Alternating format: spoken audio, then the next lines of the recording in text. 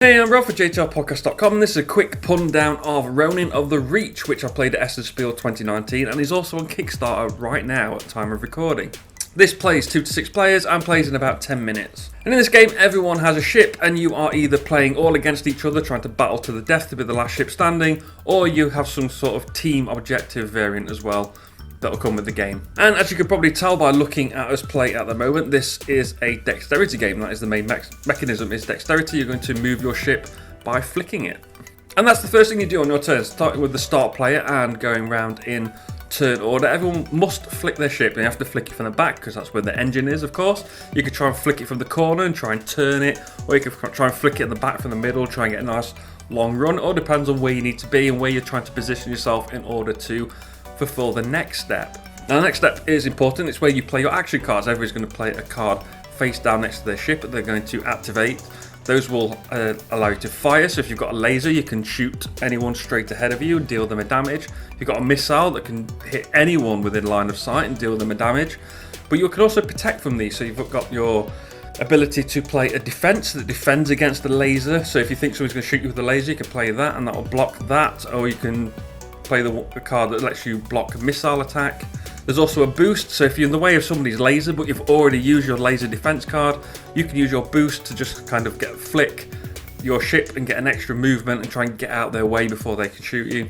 And finally, you have your special ability, and there's about 14 of these super secret abilities. Nobody knows what you've got until you activate it, and they're all super powerful and they're only once per game. Mine allowed me to move all the meteors around and you can try and hit people with the meteors, which is important because when you move, if you hit any of these meteors, or if you hit any of the satellites, or if you hit any of the dead ships, the ships that have been killed that are now floating in space as debris, if you hit those, you have to discard a card from your hand. And that's important because these cards are very much a key part of you being able to play your turn. You need to use your cards to attack people, you need to use your cards to defend against people. Once you've used a card, it's gone until you take your cards back.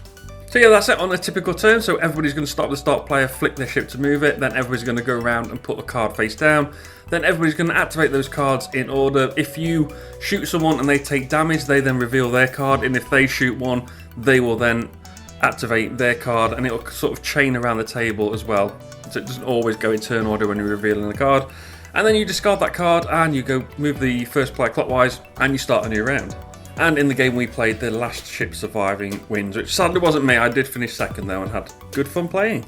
This is a prototype component, as you can see. The game isn't ready yet. As I said, it's on Kickstarter at the moment, so bear that in mind. The artwork is really nice though. The cards are very visible. They are blue for attack, they are red for defense. You can clearly tell the difference between a missile and the laser, and your boost card, they all look different, and your secret ability card, they all look different, so that was very easy to see. Wasn't always easy to see who was who on the board because when there's 6 people on all the ships, while they do look different, it's hard to tell whose is whose after you start moving because ships are moving around the table all the time. You're trying to remember which player is which. So that was fun, and as I said, I had good fun playing this game. It was a good laugh.